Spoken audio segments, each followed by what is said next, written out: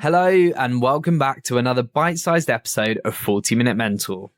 I really hope you've been enjoying this series so far and this new format of bite-sized mentorship on a Monday. What's been your favourite episode so far?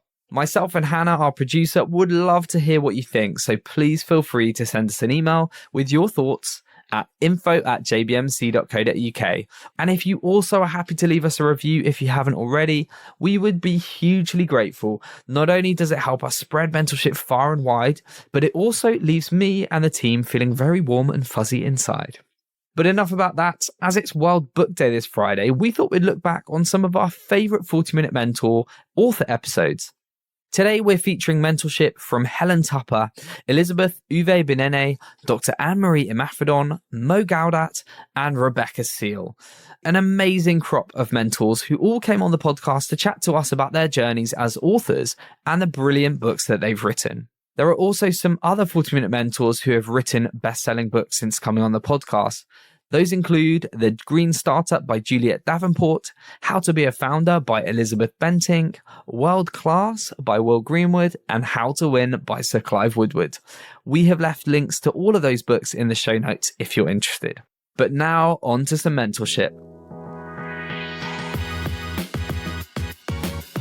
So when Yomi and I were pitching agents, as you do when you have a book idea back in, 2015 now, we sent it to one agent who we thought would be perfect because she had represented women who were writing around the topic of feminism and things like that. And at that time, that wasn't a lot of authors. That was quite niche, surprisingly. So we thought, that's great. She's our agent. Like, she's going to totally get what we're doing in the same lane. Like, she's going to get it.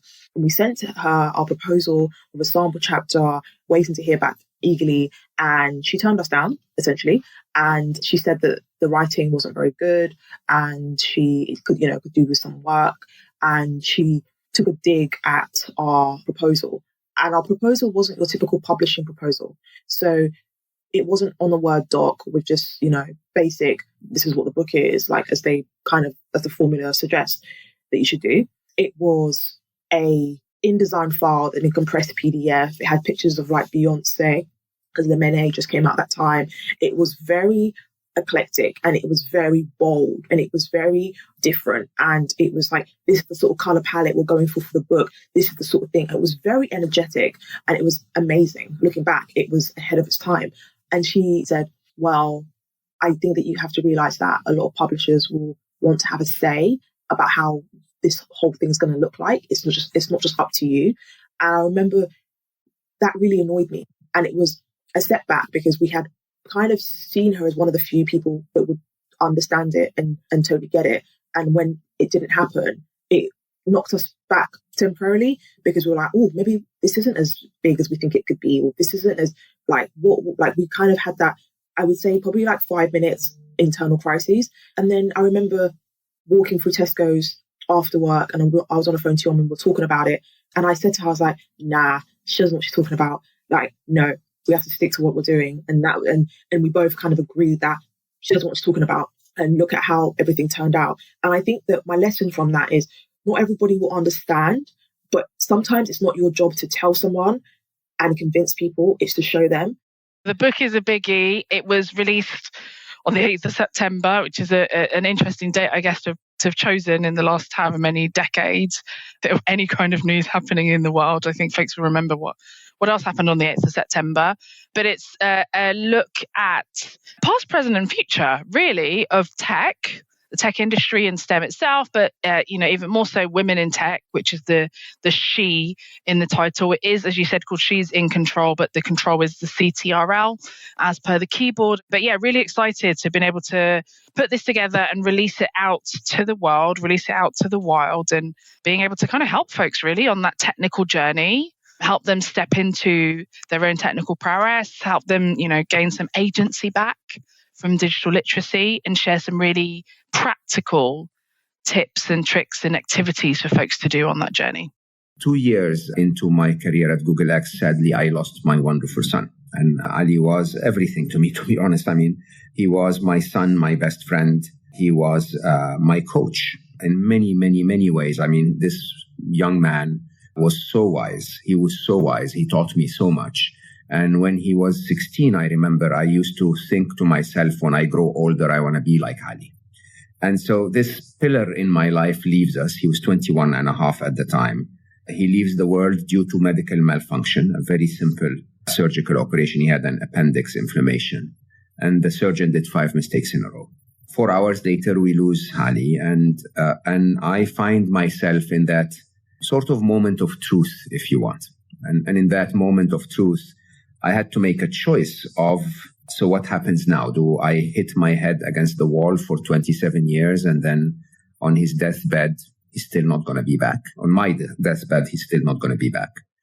Or do I try to do something with this? And so it hit me very strongly on day 4 after he left that I should probably quickly document what he taught me, what we developed together. So we were a very good team on the topic of happiness because I'm the engineer with the mathematics and rigor, if you want, and he was the heart that knew everything instinctively. And so 17 days after he died, I found myself writing. I wrote nonstop. I actually wrote 600 pages about the topic of happiness in 4.5 months. And then, of course, the editors and the publishers, wanted it to be a little more manageable. So we reduced it to write 365 or something. But basically, Solve for Happy was an engineer's view of happiness. And I wrote the book with 2 intentions. One is for me to document what I learned from my guru, if you want. And for the second was to spread his message at the time to a target of 10 million people. I chose 10 million as, an ambition to say, if I could get his message to 10 million people through 6 degrees of separation in 200 years, Ali will be everywhere and part of everyone, which was his dream, really, that he told his sister before he left our planet, that he was everywhere and part of everyone. And so I wrote and wrote and wrote, and then something happened that's bigger than marketing and bigger than, all the knowledge I knew at Google to spread the message. A few things happened, and 6 weeks into the launch of the book, my message became viral, reached 110 million people in the first 8 weeks. And so I found myself questioning if I should continue to create more artificial intelligence and more robotics and more technology, which I've done for 25 years of my life, or if there is something more important. And so as a small team, we were 5 at the time, 1 billion happy became a reality. We decided we will grow the target from 10 million happy at the time to 1 billion happy. When we published the book, we did a Guardian live event, and we had Dawn Butler on one side and Afua Hirsch on the other side interviewing us and talking to us about Slaying Lane and the impact of it. And I remember in the room, there was 300 people. And I remember before that, me and Yomi were saying that we didn't want to play to an empty crowd. We were making jokes. We were like, oh yeah, Guardian event, that's great, but who are we? No one's going to come to this event. We had such fear that we didn't want to play to an empty crowd. So the fact that a week after the book came out, back in 2018, we walked out to 300 Black women and Black men as well, that was humbling. And I think that's when it dawned on me that this thing was going to be bigger than ourselves. I think writing solo, which was my first long form book, as it were, rather than recipe books, which is what I've always done before, was probably the biggest single challenge of my career to date. And I look at it now and I flick through it sometimes and I cannot believe that I wrote it. I almost don't remember writing it because it's like a proper thing. And that's kind of extraordinary. It's like, where did that come from? And I found that, definitely the hardest thing that I've ever done. I mean, individual struggles are different. I guess there are pieces that I've worked on, newspaper articles in particular, where the standard that you're trying to hit is incredibly high because you know the other people, the other writers who are being used, and you know that they're kind of turning in stuff of incredibly high quality. And then I also was the person to whom that stuff was turned into when I worked at the newspaper myself. So there's a kind of, a bit of an imposter syndrome situation. So I can sometimes get myself tied in knots about things, particularly if they're quite scientific issues that I'm talking about. I'm terrified of making mistakes, and the fact-checking process after you submit something can be quite intense. So I've definitely had moments where I'm like lying awake in the middle of the night thinking, oh my God, it's getting published tomorrow. There were definitely, a couple of weeks during that writing process where I had to be like, hey folks, I'm going to be offline because I need to just, bed down. I need to, plan this out, or I need to think about, the flow and the narrative and the order, or I need to be interviewing folks. So there were a couple of kind of peaks, I'd say, of activity alongside some troughs, but I did it alongside everything else. You know me from last time. I like to have my fingers in lots of different pies and be doing lots of things at the same time. And so it definitely was just another thing that kind of slotted in alongside it. I think at one point it was like every Tuesday morning and Thursday afternoon was like book time. It was like deep focus time where it's like everything switched off and I just have to, sit in the room and talk to myself as I try and pull the book together. So I think for me, that was what the experience was. I think the things that maybe have been the most surprising, I think there's definitely something of, everyone said from the beginning, whatever you write first, they're going to edit. It's not going to be what's there at the end. And I think the gap and the difference and the distance and the delta between what I submitted, I have to say early, what I submitted a week or two early, and what is now been printed, it's so different. I mean, my publisher, my editor kind of completely cut and chopped and changed. And it's one of those things where I'm a bit of a funny person, right? And so I'd, written jokes in, and normally you need the punchline at the end rather than the beginning. And so there was some chopping and changing that meant that the punchline came first. And it was like, no, this is going to slightly ruin the whole joke. And now we have to remove the joke. And, the book's not as funny as I am. But I think for me, that was really surprising just to see how someone else had organized my thoughts and could organize my thoughts for something like a book. But I think my advice really would be, make sure that you have A, got the time to write it, but B, got the time to talk about it. And I think this is something I'm still learning, and it's a 2-book deal, so there will be a second book, but you spend as much time writing the book. In fact, you'd probably spend more talking about the book and making sure that people are able to benefit from it. And so that's definitely been something that's been a learning, that it's not just about the book, but it's about, what are you able to do with it? And what effort can you do to ensuring that it's useful for people, right? And it's in the hands of the people that will find it useful. You have to put quite a lot of effort into doing the book proposal. It's maybe a quarter of a book or a fifth of a book sometimes to do it. So that can be quite galling. Yeah, you can always learn from it, but even if you're only learning what the market wants and how it isn't you. You can go on the internet and look at so many different tips and hints about how to get a book deal or what to write and all that sort of stuff.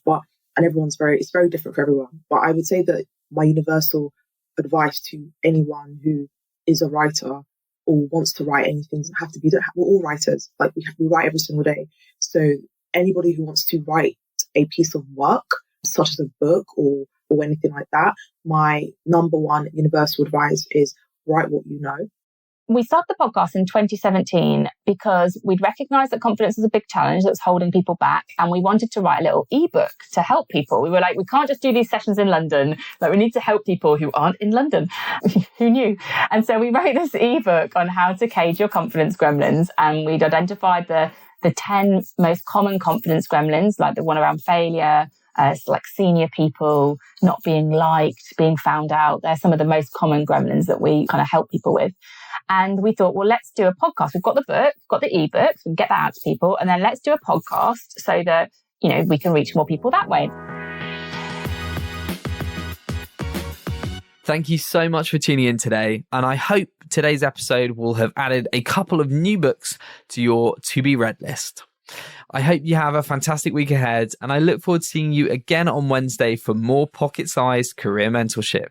If you're looking to build your employer brand and attract some of the sharpest talent in the startup and scale-up space, or perhaps if you want to get your brand in front of some of the leading startup founders, investors, and operators in the market, then make sure you get in touch with our head of marketing, Hannah, to find out more about partnership opportunities with 40 Minute Mentor. She can be reached on hannah@jbmc.co.uk.